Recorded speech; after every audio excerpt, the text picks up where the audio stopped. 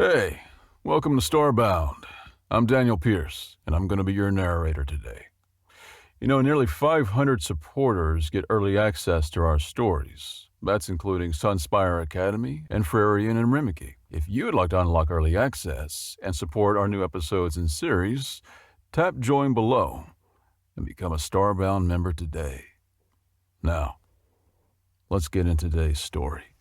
Ambassador Jules Reagan hadn't slept in 42 hours, 17 minutes, and some number of seconds. She'd stopped counting. Galactic diplomacy with the Deathworld Alliance would do that to a person, especially when Earth's entire future hinged on not screwing up. So let me get this absolutely clear, Jules said, massaging her temples as she paced the antechamber of the Vox Ultima station. Earth's finest contribution to the galactic community, our grand gesture of peace, power, and cultural exchange, is a tabby cat named Princess... What was it again? Lieutenant Commander Zhao looked down at her datapad. Princess Starlight Murderpaws, the third.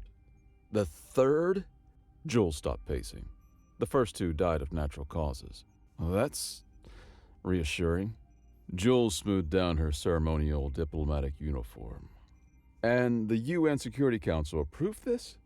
Unanimously, Zhao confirmed. After 17 rounds of voting and 4 fistfights. Jules stared at the ornate carrier case where 2 yellow eyes peered out lazily.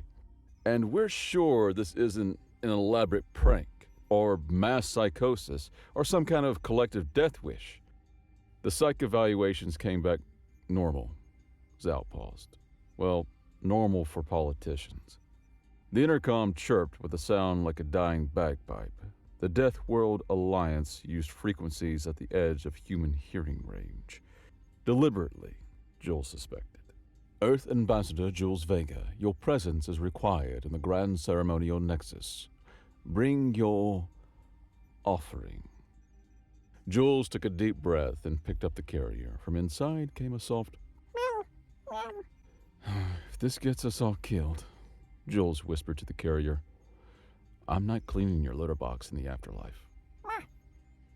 High General Thulix of the Kazakh Dominion, all 7 feet and 6 tentacle arms of him, looked down at the small container with 14 of his 18 eyes. This, he rumbled, is your cultural offering? Jules nodded with what she hoped was dignified solemnity. Around her, the grand ceremonial nexus of Vox Ultima stretched in impossible geometries. Representatives from all 27 Deathworld species filled the chamber, some floating in suspension tanks, others shimmering as pure energy, all radiating various degrees of disdain.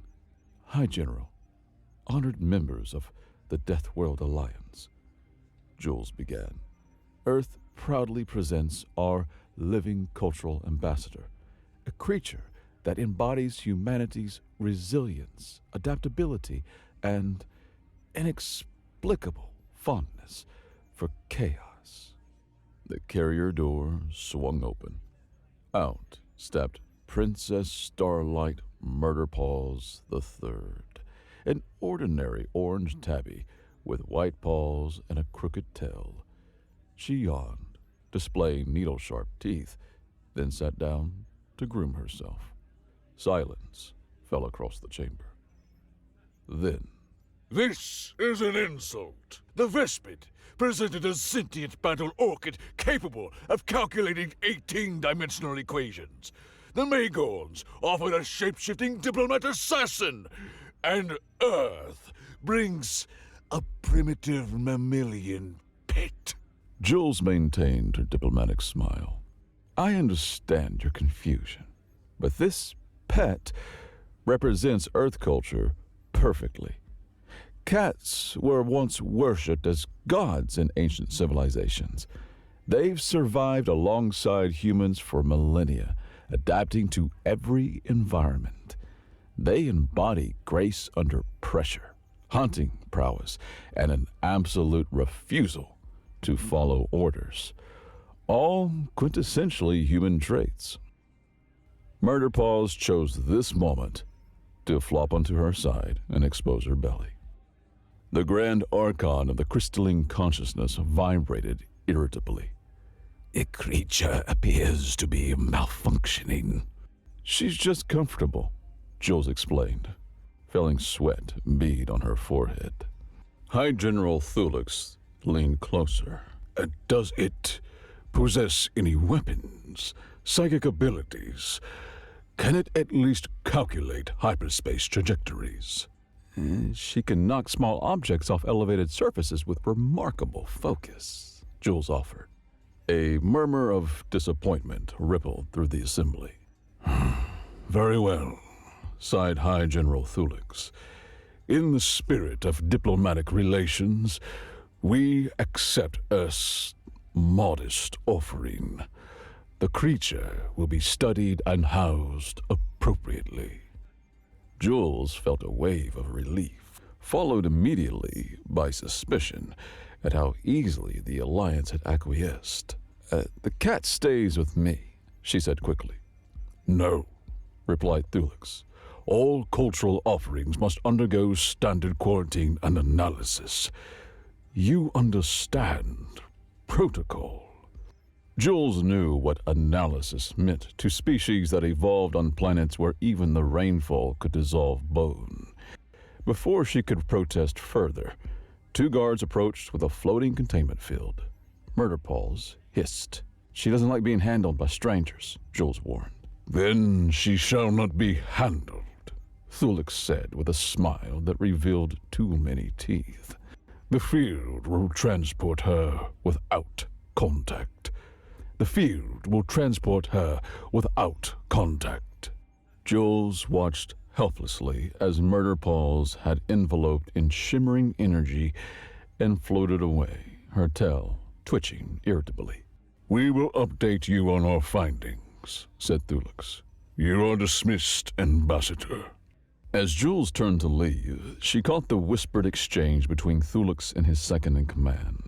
Begin full molecular deconstruction immediately, and after we learn its secrets, dispose of it and prepare sanctions against Earth for this mockery. Jules clenched her fist, but kept walking. This diplomatic mission had gone exactly as predicted, with a side trip through catastrophe. What she couldn't have predicted was just how literal that journey would become. Dr. Ezekiel of the Biomolecular Analysis Division considered himself a scientist of impeccable standards. He had dissected creatures from 17 galaxies, cataloged organisms that existed in 12 dimensions simultaneously, and once spent 3 years studying a sentient gas cloud that communicated exclusively through interpretive diffusion patterns. Commence primary scan. He instructed his team as they gathered around the containment field where the Earth creature sat, methodically cleaning its paw. The scan activated a comprehensive quantum-level analysis that would map every atom in the creature's body. The cat looked up. The cat blinked. Dr. Ezekiel blinked back. In that microsecond of mutual non-observation, something glitched. The laboratory stretched like taffy, reality hiccuped, the scan readout dissolved into fractal patterns that somehow spelled out words in a language that had been extinct for 8 million years. The word said, "Feed me tuna." Dr. Ezekiel screamed as the floor beneath him became simultaneously solid, liquid, and a fond memory. His assistant's head rotated 360 degrees while remaining perfectly stationary. The laboratory walls folded inward like origami, revealing glimpses of other realities where physics had taken different evolutionary paths. And through it all, the security camera faithfully recorded 4 seconds of footage, on loop. The cat licking its paw, the image playing backward, forward, sideways, and occasionally in dimensions not meant for mortal comprehension. When emergency responders finally breached the lab 20 minutes later, they found every researcher speaking in perfectly synchronized binary code. Gravity worked in 7 different directions simultaneously, a strange altar made of lab equipment arranged around a half-eaten food packet labeled Fancy Feast. The cat curled up asleep, perfectly normal. And a single message burned into every computer screen in letters that glowed with the light of dying stars. Next time, ask before scanning. The Purity Council had installed 17 different monitoring systems to track Murderpaw's activities. Most of them stopped working after approximately 27 minutes. The rest showed footage that was, to put it mildly, inconsistent with conventional understandings of feline behavior. Security Feed Alpha 7 captured Murderpaw's batting at a small red dot on the floor of her containment habitat. Standard cat behavior, except the red dot was actually a miniature black hole that Murderpaws had apparently manifested for entertainment purposes. Each time she smacked it with her paw, it emitted a sound like a cosmic giggle and moved to another location. "Is that safe?" asked Junior Technician Viz, watching the feed with mounting anxiety. "Define safe," replied Senior Technician Rick, who hadn't slept in 72 hours and was now experiencing what he believed might be religious enlightenment. "The creature's playing with collapsed space-time like it's yarn." On Feed Beta 3, Murderpaws appeared to be taking a bath. Absolutely normal cat grooming behavior, except that she was simultaneously visible from 17 different angles, some of which did not correspond to any known dimension. As she licked her front paw, temporal echoes rippled outward, the future lick occurring before the present lick, which preceded the past lick in a sequence that made Rick's left eye twitch uncontrollably, and understandably. "The most disturbing part," whispered Viz, "is how aggressively mundane it all seems." Feed Gamma 12 showed Murderpaws knocking objects off a shelf. Classic cat behavior that would be unremarkable if the objects hadn't included a perfectly scale model of the Purity Council chambers, which no one had put there. 3 different versions on the same quantum phase regulator, each from a slightly different timeline. A small potted plant that, when it hit the floor, meowed and scampered away. High General Thulix's childhood teddy bear, which he had lost 37 years ago on a planet 16 light-years away from Vox Ultima. Each item went tumbling with the same look of feline satisfaction on Murderpaw's face. "She's doing it on purpose," Rick said with absolute certainty. "The quantum displacement, the reality warping, it's all just an elaborate form of knocking stuff off shelves." Delta 9 perhaps captured the most troubling footage. Murderpaws asleep in a perfect circle. Completely normal, except for the fact that the laws of thermodynamics had apparently been suspended in a 3-meter radius around her. Heat flowed from cold to hot, entropy reversed. A dropped mug of coffee unspilled itself, the liquid flowing upward to refill the cup while the ceramic shards reassembled in midair. And through it all, Murderpaws just purred, her whiskers occasionally twitching, as though she was dreaming of cosmic mice. Dr. Mirax of xenobiology had been tasked with creating a psychological profile of the Earth creature. After 4 days of observation, she submitted a single-page report that read, "Subject displays typical behavior patterns of Felis catus, including self-grooming, results in probability fluctuations, predatory play, targeting reality itself as prey, territorial marking, by rewriting local physics, social bonding, selective responsiveness to certain individuals, napping, during which nearby quantum fields enter superposition. In conclusion, it's a cat, a perfectly ordinary cat that happens to use quantum uncertainty as a litter box."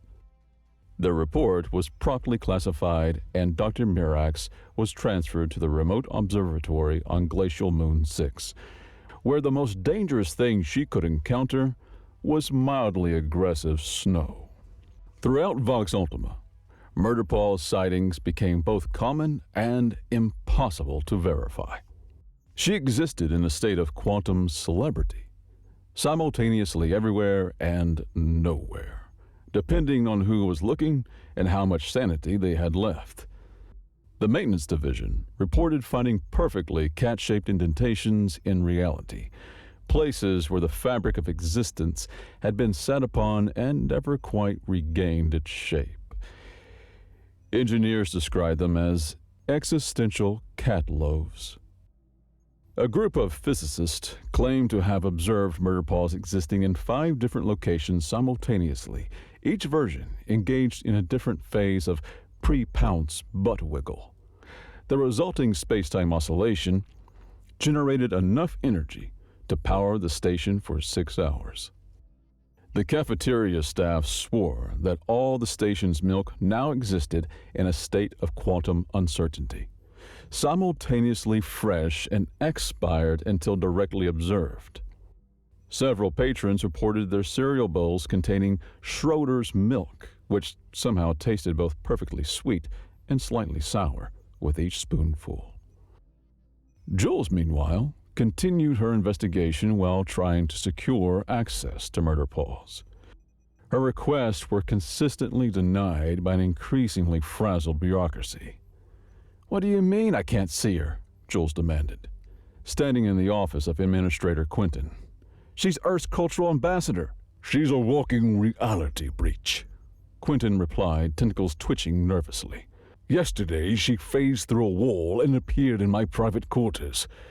She slept on my favorite ceremonial robe for 6 hours. That's completely normal cat behavior. The robe is now sentient and keeps giving me fashion advice." Jules pinched the bridge of her nose. Look, I might be able to help stabilize her. Project Observer notes suggest she responds well to familiar human interaction. "We have tried human interaction. We had 3 human staff members attempt contact." "And?" Quentin's tentacles drooped. 2 of them now believe they've always been cats. The 3rd one can only speak in purrs." Before Jules could respond, alarms blared throughout the station. Red emergency lights bathed the office in an ominous glow. "Attention all personnel. Multiple reality breaches detected in Sector 7. This is not a drill. Repeat, this is not a drill." Jules and Quentin exchanged looks. "Sector 7?" Jules asked. "Isn't that?" "The food storage area," Quentin confirmed grimly. Sector 7 resembled less a storage facility and more the fever dream of a surrealist painter with a particular interest in cat psychology. Every container of tuna, salmon, or fish-adjacent food had been opened, not with tools or by hand, but as though reality itself had decided packaging was merely a suggestion. The contents hovered in midair, orbiting a central point where Murder Paws sat, perfectly composed, occasionally batting at a floating tuna steak as it passed within paw range. Around her, physics had taken a holiday. Gravity pulled sideways, light moved at half speed, creating glowing trails as personnel tried to navigate the chaos. Sound arrived before it was made, resulting in answers preceding questions and screams happening before their causes. "How did she even get in here?" demanded Security Chief Damison. "This sector has 27 layers of security." "She's a cat," Jules replied simply. "Doors are merely suggestions." As they spoke, Murder Paws finished sampling her orbital buffet and apparently decided it was grooming time. She began licking her paw with focused dedication, completely ignoring the dozen-armed security personnel surrounding her. With each lick, reality rippled. Security Chief Damison briefly became his own childhood self, then elderly, then back to normal. A nearby officer's uniform transformed into pajamas, then formal evening wear, then back to uniform. The walls briefly became transparent, showing glimpses of other parts of the station, other timelines, and in one disturbing moment, what appeared to be a universe composed entirely of yarn. "Should we Stop her? Whispered an officer. I'd advise against it, Jules said. She's in the post-meal grooming phase. Interrupting a cat during statutory grooming time is inadvisable. As if to emphasize this point, Murder Paws paused her grooming to make direct eye contact with the officer who had spoken. The officer promptly vanished, reappearing moments later hanging from a ceiling fixture wrapped in what appeared to be quantum silly string. Murder Paws returned to her grooming, radiating smugness. Jules approached carefully, kneeling a respectful distance away. Murder Paws? Princess Starlight? Remember me? One ear flicked in Jules's direction. The universal feline gesture for, I acknowledge your existence, but make no promises regarding my interest level. I understand you've been through a lot. The scanning, the containment, the whatever the Purity Council tried to do with that grid thing. The ear twitched again. Murder Paws continued grooming, but her tail, the most expressive part of any cat, swished once, suggesting attentiveness beneath the performance of indifference. And I understand the food rate. Completely reasonable response. They've been keeping you on standardized synthesized protein, haven't they? No cat of distinction would accept that. This earned Jules a direct look, followed by a slow blink. The cat equivalent of, you're not entirely contemptible. Jules reached slowly into her pocket and pulled out a small silver package. I smuggled this from the diplomatic kitchen. Real earth salmon, vacuum sealed, not synthesized. Murder Paws' grooming paused. Her whiskers twitched forward with interest. Jules carefully opened the package, releasing the aroma of genuine earth fish. Around them, reality seemed to stabilize slightly, as though Murder Paws' attention had shifted from cosmic mischief to more immediate concerns. That's it, Jules said softly. Just regular cat priorities, right? Food first, unraveling the fabric of existence second. Murder Paws stretched, stood, and walked toward Jules with deliberate dignity. The hovering fish products around her gently descended to the floor as her focus shifted. She approached the salmon in Jules's hand, sniffed it thoroughly, then delicately took a bite. As she ate, the laws of physics gradually reasserted themselves. Gravity returned to its proper orientation, light and sound synchronized. The officer dangling from the ceiling fixture was gently lowered to the ground, the quantum silly string dissolving into ordinary particles. Security Chief Damison watched in astonishment. It's calming down. She, Jules corrected, is enjoying her meal.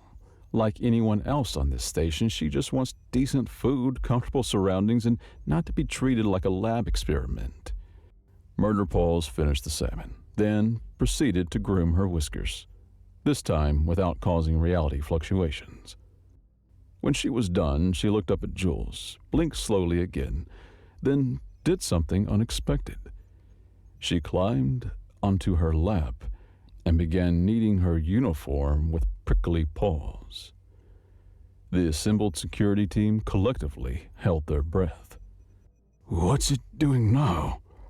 Whispered Damison. Making biscuits. Jules replied with a small smile. It's a sign of contentment, completely normal cat behavior. But the reality distortions seem to correlate with her emotional state. She's not a weapon or cosmic horror. She's a cat with quantum abilities who's been scared, isolated, and mistreated. As if to demonstrate this point, Murder Paws began to purr, a perfectly ordinary sound that nevertheless caused the lights to flicker in rhythm, and the station's translation system to temporarily convert all announcements into meows. See, Jules said, practically normal. That afternoon, the Purity Council convened in an emergency session with Jules and representatives from the Neutral Bureau. Murder Paws attended as well, curled up on a cushion that Jules had insisted upon, occasionally grooming or shifting positions with feline disinterest in the proceedings. The creature is a threat to station security, insisted Counselor Vesh. It can walk through walls. So can anyone with a phase shifter, Jules pointed out. It can manipulate reality. So can your recreational virtual reality chambers. It turned my ceremonial headdress into a ball of yarn during yesterday's processional. To this, Jules had no rebuttal. She glanced at Murderpaws, who was studiously cleansing her hind leg, the picture of innocence. Look, Jules said, I've been reviewing the Project Observer files. Murderpaws was stable for years while living as a pet. She only started causing incidents when your scientists tried to dissect her. Unreasonable scientific procedure, huffed another counselor. Not to her, it wasn't, and not to Earth either. You accepted our cultural ambassador, then immediately tried to take her apart. The counselors exchanged uncomfortable glances. Ambassador Reagan makes a valid point, admitted High General Thulix, who had been uncharacteristically quiet. We may have mishandled the situation. During this exchange, no one was directly observing Murderpaws. This proved to be a tactical error. In the moment of inattention, Murderpaws decided that the grand conference table, covered in important documents, data tablets, and ceremonial objects, looked like an excellent place for a stroll. She leapt from her cushion and landed precisely in the center of the table. Every counselor froze. Murderpaws surveyed her new domain with regal satisfaction. She walked with deliberate slowness across the table's surface, pausing occasionally to sniff an object or document. When she reached Counselor Vesh's prized ceremonial scepter, she made direct eye contact with him, then slowly, deliberately, pushed it off the edge of the table. It fell with a clatter. Vesh whimpered, but didn't move. Satisfied with this demonstration of dominance, Murderpaws continued her inspection tour. She approached a data tablet displaying classified security protocols, sat down directly on it, and began grooming as though it were the most comfortable spot in the galaxy. Your cultural ambassador, Thulix said dryly to Jules, is sitting on our defense strategies. Yes, Jules replied. Standard CAT procedure. If it's important to you, she must sit on it. It's a sign of respect, really. This was a complete fabrication, but the counselors nodded as though Jules had imparted profound cultural wisdom. After thoroughly warming the tablet with her hindquarters, Murderpaws stood, stretched luxuriously, and did something truly alarming. She began to vibrate. Not metaphorically, but literally. Her outline blurred as she purred at a frequency that caused small objects to levitate and the air to shimmer with probability distortions. What's happening? Vesh asked in panic. Is it preparing an attack? No, Jules said, trying to keep her voice calm. She's just happy. That's happiness? Demanded another counselor. For a quantum cat? Yeah. The vibrating intensified, reality hiccuped. For approximately 2.7 seconds, everyone in the room experienced themselves as someone else. Thulix found himself thinking with Vesh's mind. Vesh experienced life as Jules.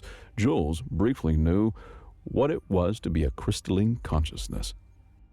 Then Murderpaws stopped vibrating. She yawned, displaying needle-sharp teeth, and jumped down from the table, landing with perfect feline grace. She walked over to Jules and rubbed against her leg, leaving behind a faint trail of quantum particles that briefly formed the pattern of a middle finger before dissolving. I believe, said Jules, fighting back a smile, that she's made her position clear. The cult of the Observer continued to grow despite official disapproval. They now occupied 3 full residential sections of Vox Ultima, converting them into elaborate temples dedicated to Murderpaws' worship. High Priest Zendar had developed an extensive theology based entirely on observed cat behaviors. When the observer grooms, she cleanses reality of imperfections. When the observer naps, she dreams new universes into being. When the observer knocks objects off elevated surfaces, she teaches us the impermanence of material attachments. When the observer suddenly accelerates at 3 times normal speed for no apparent reason, she demonstrates the fundamental unpredictability of existence. The cult members had taken to wearing headbands with small artificial cat ears and painting whiskers on their faces, regardless of whether their species naturally had faces. They practiced sacred behaviors, including spontaneous sprinting, knocking things over while maintaining eye contact, demanding food and then walking away from it. And the most sacred ritual of all, the Great Ignoring, in which they collectively pretended not to notice someone desperately trying to get their attention. What made the cult particularly troubling to station authorities was their worship seemed to produce tangible results. Offerings left at Murder Paus's shrines disappeared, even from sealed chambers. Cultists who performed the sacred nap reported prophetic dreams often involving fish. The most disturbing of all, security cameras occasionally captured glimpses of Murder Paws attending their ceremonies, despite her being under constant observation elsewhere. Jules learned of this during a brief with Security Chief Damison, who showed her footage of Murder Paws simultaneously napping in her habitat and sitting on a cult altar receiving offerings of synthetic tuna. How is this possible? Damison demanded. We have her under constant surveillance. Jules studied the footage. Project Observer notes mentioned something about this. They called it quantum bilocation. When she's particularly relaxed, parts of her consciousness can project elsewhere. So, which is the real cat? Both. Neither. It's quantum. Damison's facial appendages twitched in frustration. That's not an answer. Welcome to cat ownership, Jules replied. Nothing is ever straightforward. Later that day, Jules was permitted a supervised visit to Murder Paws' habitat, a concession granted after she pointed out that keeping Earth's ambassador from Earth's cultural offering constituted a diplomatic incident. The habitat was impressive.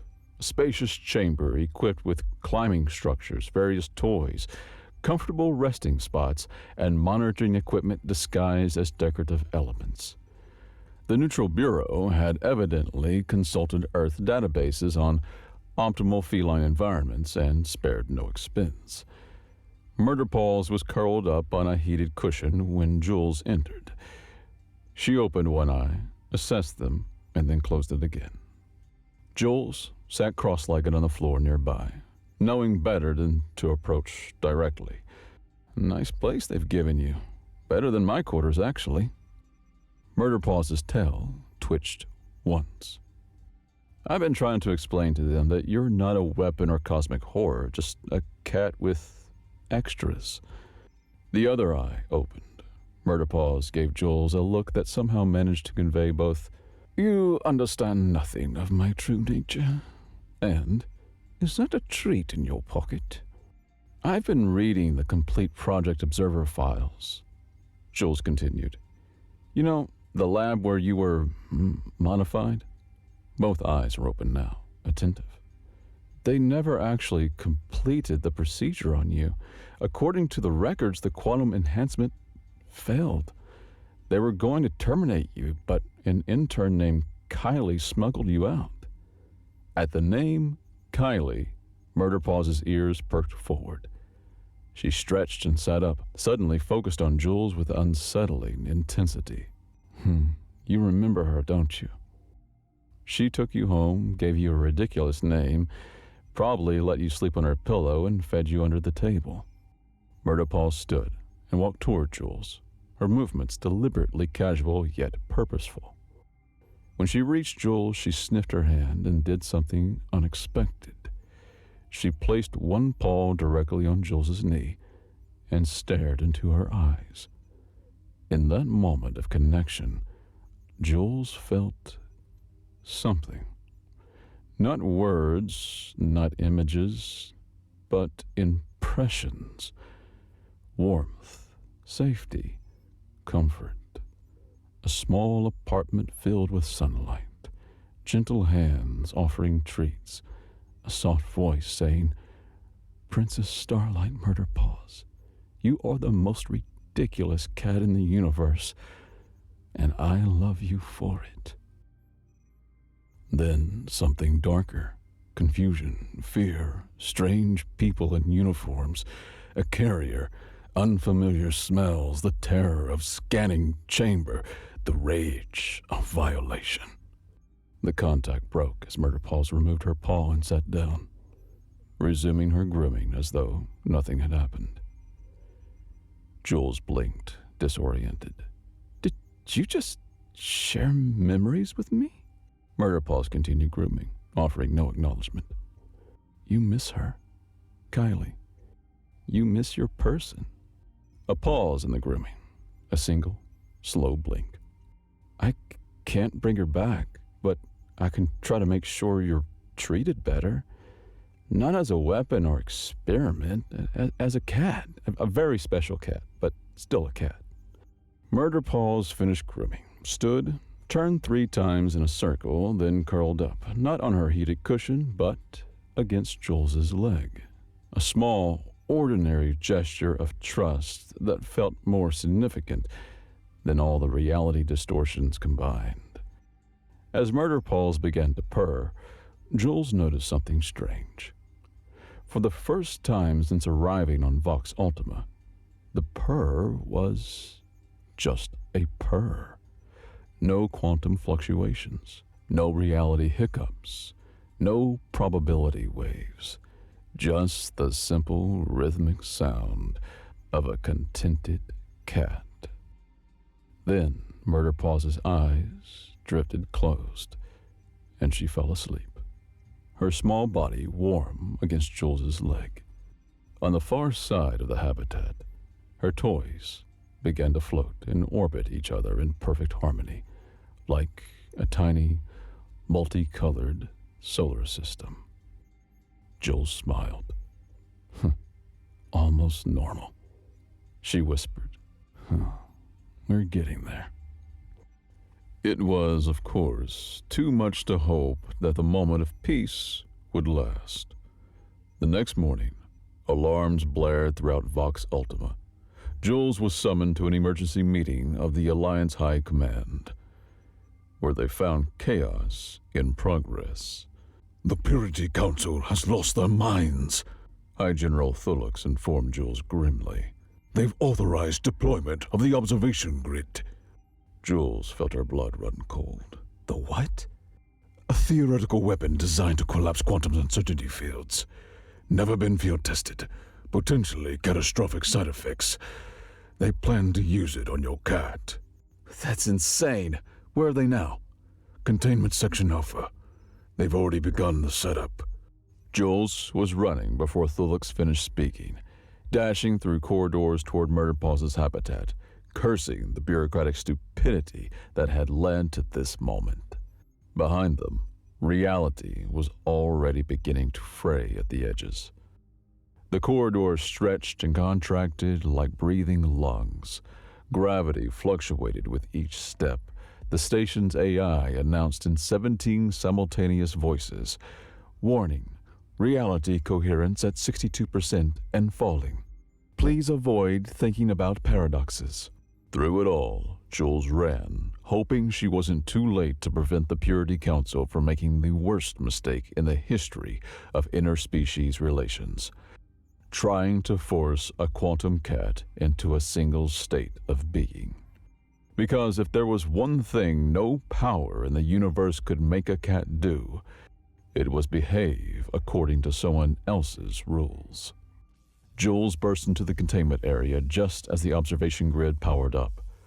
The massive apparatus surrounded Murderpaw's habitat, a gleaming technological cage of sensors, emitters, and the probability compressors designed to force quantum uncertainty into a single, stable state. It was the kind of device that would make the Schrodinger wake up screaming. Stop this immediately! Jules shouted, shoving past two Vespid guards. You're making a catastrophic mistake! High General Thulux turned 14 of his 18 eyes, narrowing simultaneously. Ambassador Reagan, this is a restricted operation. Your presence is unauthorized and unwelcome. So is the potential destruction of a reality as we know it, Jules countered, eyeing the grid. The machine was never meant to be used on conscious beings. The Earth creature has compromised station security, disrupted Alliance protocols, and turned Counselor Vesh's personal chef into a potted fern. The fern makes better soufflés, muttered a nearby technician before being silenced by a glare. In the center of the grid, Murder Paws sat calmly, grooming her tail, seemingly oblivious to the existential threat surrounding her. But Jules noticed the subtle twitching of her whiskers, a telltale sign of feline awareness. General, listen to me, Jules pleaded. Project Observer was shut down because they couldn't control the quantum effects. Forcing Murder Paws into a single state won't work. It'll just trigger a massive probability cascade. Our scientists disagree, Thulux replied, gesturing to a team of nervous-looking researchers who were notably standing behind radiation shields. Your scientists haven't spent the last 10,000 years living with cats, Jules snapped. We have. Thulux paused, all 18 eyes blinking in sequence. Explain. Jules took a deep breath. Humans have coexisted with domestic cats for millennia. We didn't just tame them. We formed a partnership. One where they choose to be with us while maintaining their independence. Relevance? Thulux prompted. Cats domesticated themselves, General. They chose humans because it benefited them. They entered our homes on their terms. For 10,000 years, we've been in a relationship with creatures that are simultaneously pets and wild, dependent and autonomous, loving and aloof. A fascinating anthropological footnote, but... It's not a footnote. Jules stepped closer, lowering her voice. Don't you see? We're the only species in the Alliance with experience handling creatures that exist in paradoxical states. Cats have always been quantum beings. Murder Paws just makes it obvious. From within the grid, Murder Paws yawned. The action briefly caused gravity to invert in a 3-meter radius around her. Thulux's tentacles twisted nervously. The grid activates in 60 seconds. Stand back, Ambassador. Jules changed tactics. Your best xenobiologist and quantum physicist are baffled by her. But do you know who isn't? Cat owners. Regular humans who understand that you don't control cats. You build relationships with them. A soft snort came from a junior technician. Relationship with a pet? That's primitive sentimentality. Jules fixed them with a level stare. That primitive sentimentality is exactly why Earth has never experienced a reality breach from our quantum cats. We don't try to control them. We respect their independence. The good owners do, anyway. Thulux hesitated, his uppermost eyes swiveling toward Murder Paws, who had begun delicately cleaning between her toes with extraordinary focus. 30 seconds to grid activation, announced an automated voice. Jules played her final card. General, let me talk to her. Person to cat. The way humans have been doing since before we had written language. Talk to it? To her. as a being worthy of respect. Something shifted in Thulix's posture, a subtle release of tension that Jules recognized from countless diplomatic negotiations as the moment when certainty began to crack. 20 seconds. If I fail, Jules promised, you can activate your grid. But if 10,000 years of human-feline diplomacy works, we might save your station and give the Alliance something valuable in return. Which is, Jules smiled. A new way of thinking about consciousness itself. Thulix stared at Jules for an impregnated moment, then raised a tentacle. pause countdown. Give the human 5 minutes. The technicians exchanged nervous glances, but complied. Jules approached the grid's containment field. There was an access port, designed for inserting testing equipment, not humans, but it would have to do. They squeezed through, ignoring the warning shouts from the technicians. Inside, the habitat had been stripped of its comforts. No cushions, no toys, or climbing structures remained. Just sterile surfaces and monitoring equipment.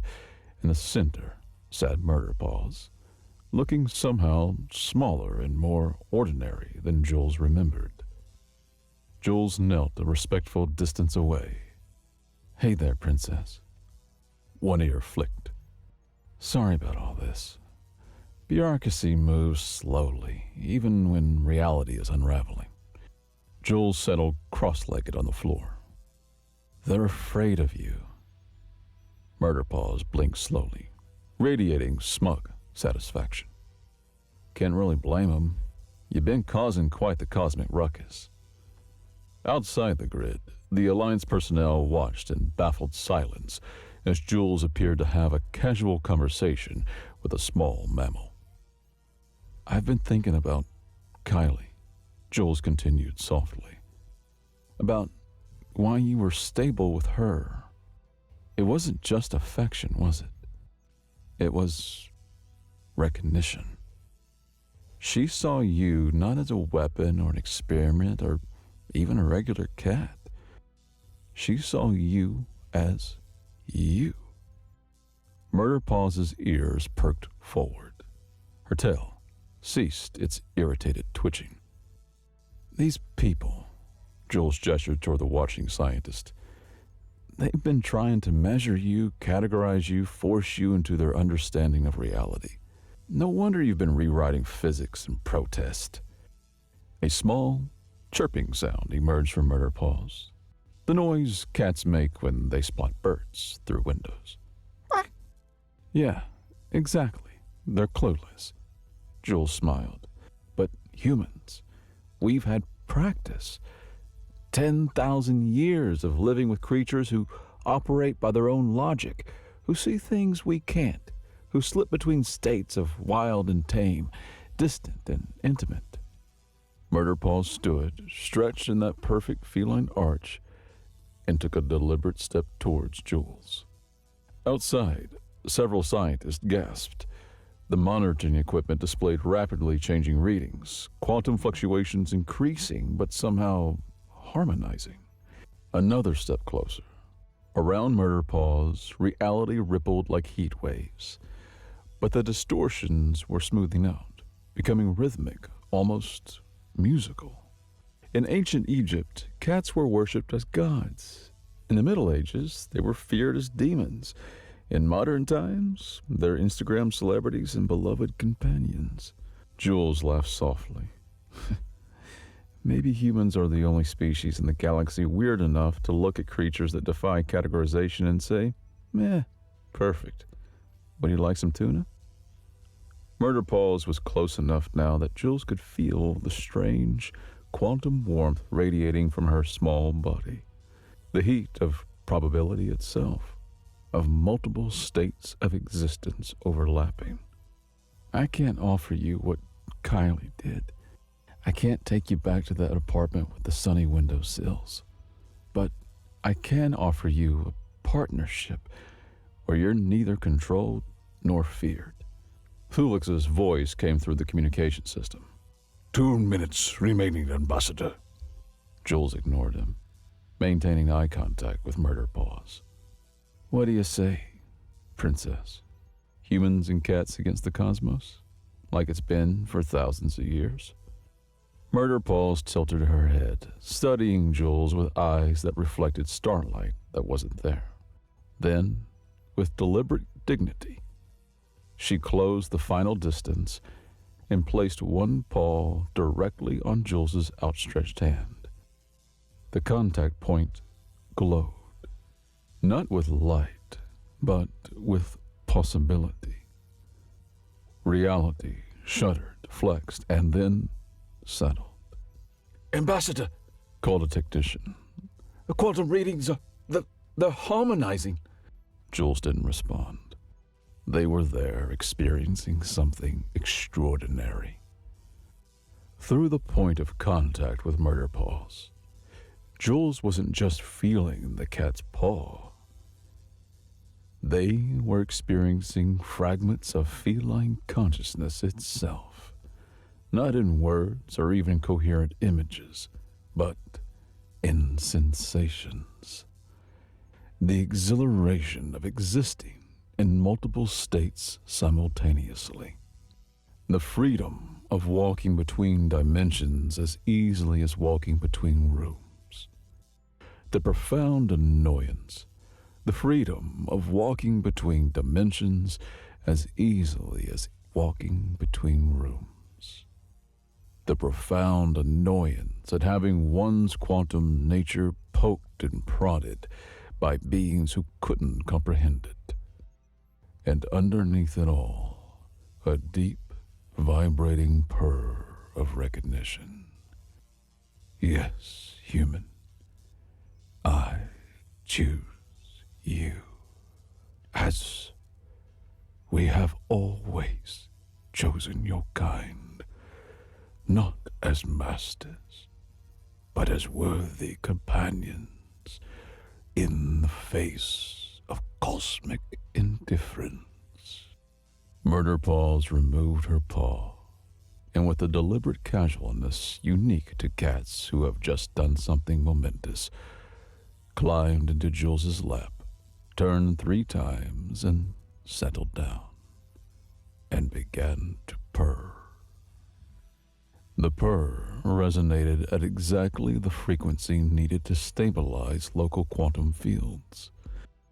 The grid's readings showed reality waves smoothing out, probability collapsing not into a single rigid state, but into a harmonious wave pattern, structured enough for stability, flexible enough to breathe. What's happening? Demanded Thulix through the speaker. Jules smiled down at Murder Paws, who had closed her eyes in contentment. 10,000 years of human-feline diplomacy, General. She's chosen to cooperate. The aftermath involved several days of intensive negotiations, during which Jules discovered that having a quantum cat purring in your lap gives you a distinct advantage in diplomatic standoffs.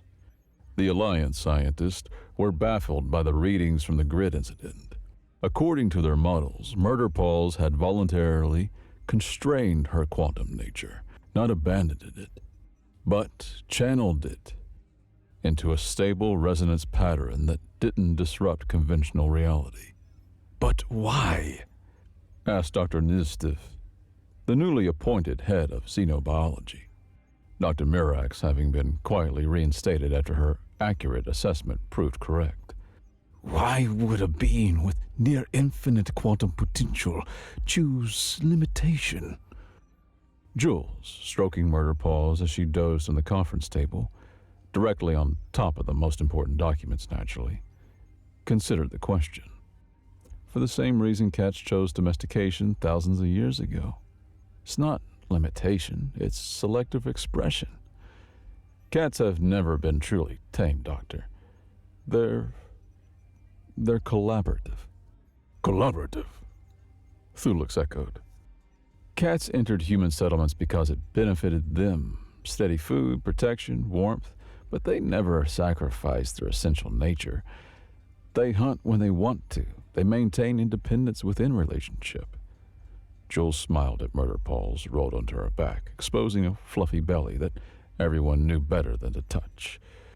That's not pets in the way dogs are pets. They're roommates who sometimes pay rent by killing mice. The Alliance representatives exchanged puzzled glances. And these relate to quantum physics how exactly? Asked Counselor Prim. Murder Paws isn't choosing to be just a cat or just a quantum anomaly, Jules explained. She's choosing to express both natures in balance, just as cats have always existed in the balance between wild and domestic. High General Thulix leaned forward, his voice uncharacteristically thoughtful. You're suggesting that your species' long association with these creatures prepared you for quantum diplomacy. In a way, yeah, Jules laughed. I mean, think about it. Humans are possibly the only species in the galaxy who looked at mysterious aloof predators with bewildering behaviors and said, I will build my civilization around accommodating these creatures' preferences.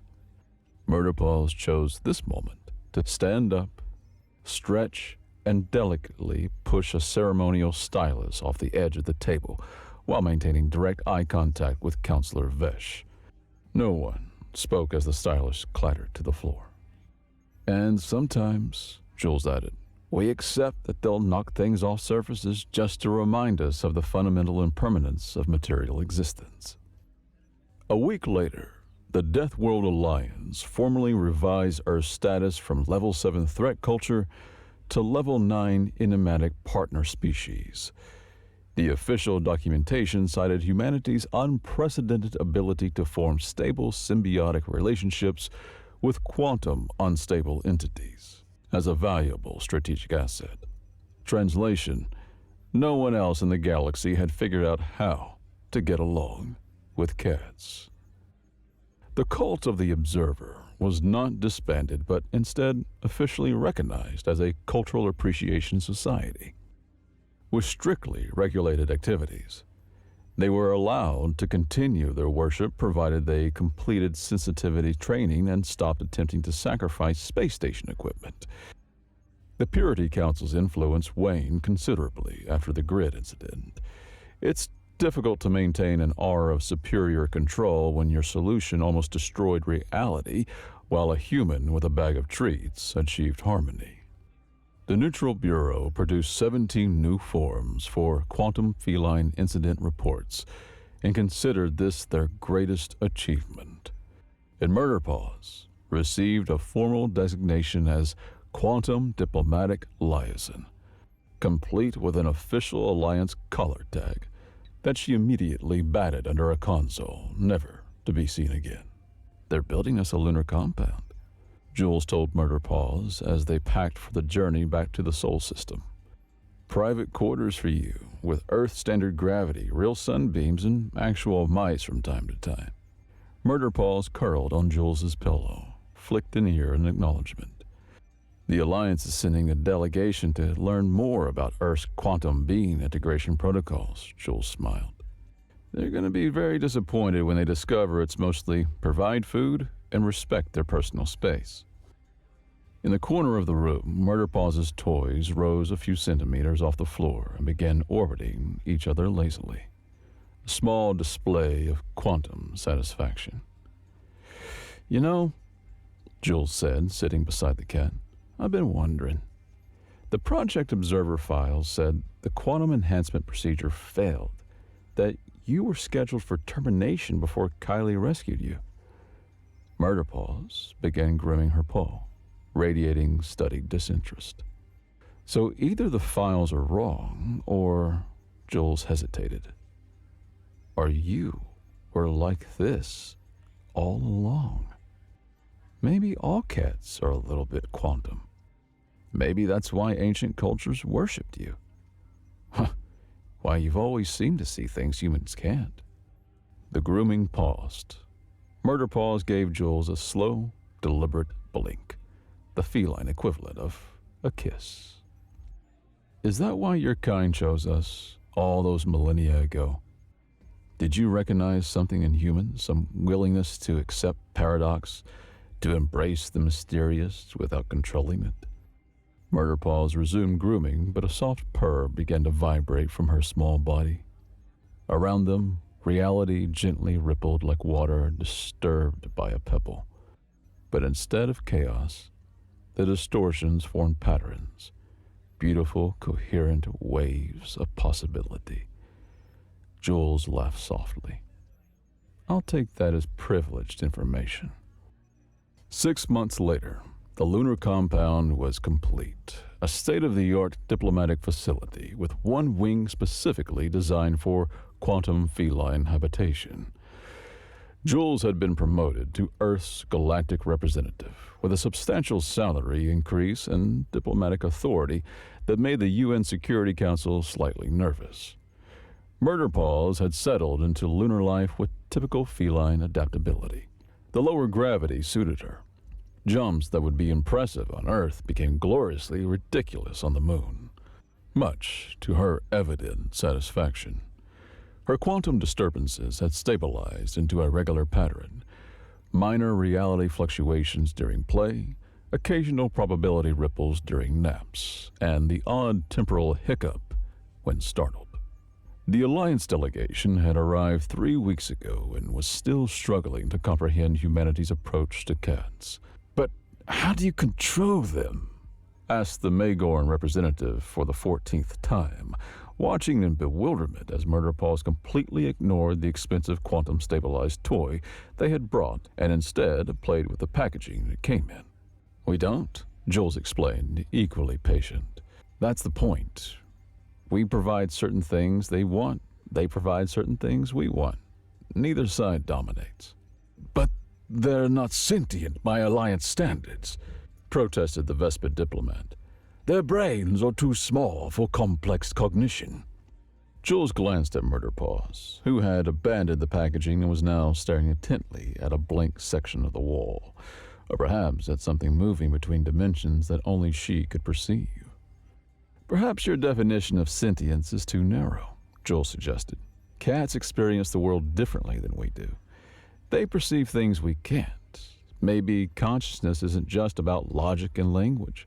Maybe it's also about experiencing reality in ways beyond our comprehension. The crystalline consciousness representative vibrated thoughtfully. The human has a point. Our definitions of sentience are based on mind patterns similar to our own. We may be overlooking entire categories of awareness.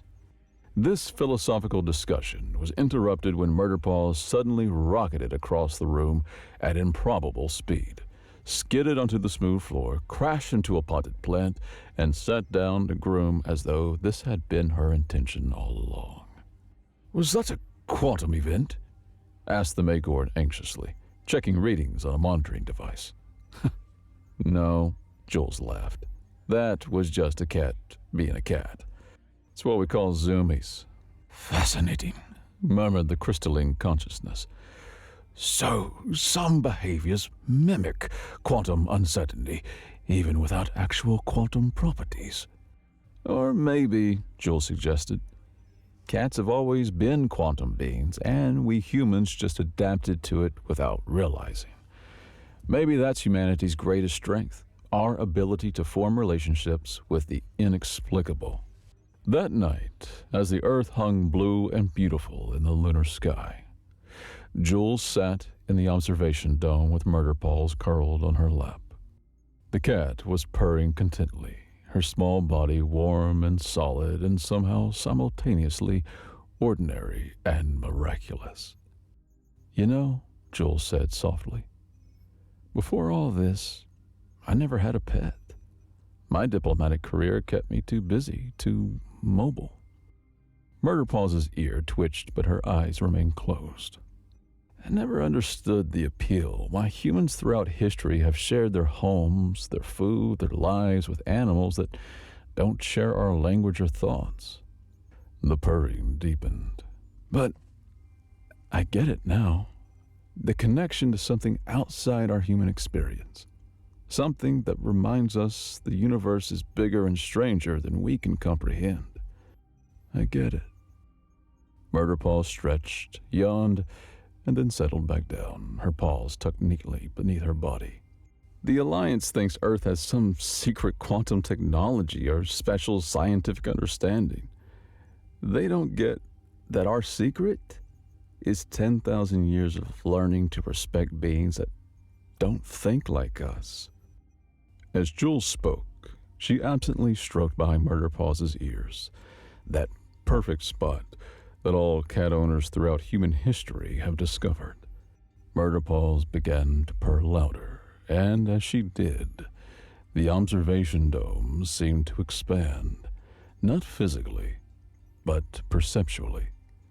For a brief, breathtaking moment, Jules could see beyond the visible spectrum, beyond three-dimensional space.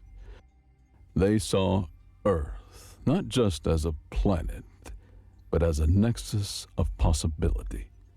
Billions of conscious minds creating and shaping reality through perception and belief.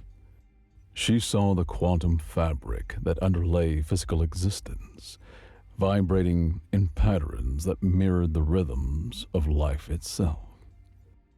And most extraordinarily, she saw cats, millions of them, scattered across the planet below, each one a small anchor point in the quantum field, each purr a stabilizing resonance that helped reality maintain coherence. Then Murderpaws shifted position, and the vision faded. Jules blinked, disoriented but filled with a profound sense of wonder. "Did you just show me something?" she whispered.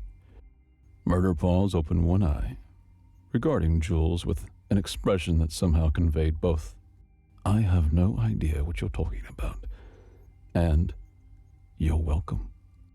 Then she stretched, stood up, and deliberately pressed her forehead against Jules's chin, a gesture of feline affection that transcended species, planets, and apparently quantum states. As she settled back onto Jules's lap, Jules smiled, understanding the beautiful improbability of consciousness in an infinite universe. "I love you too, you quantum catastrophe." Murderpaws purred, and the sound carried them both into dreams of infinite possibilities. A sound that resonated not just in the room, but across dimensions. A vibration that spoke of the strange, beautiful harmony between humans and cats that had endured for millennia and would continue among the stars.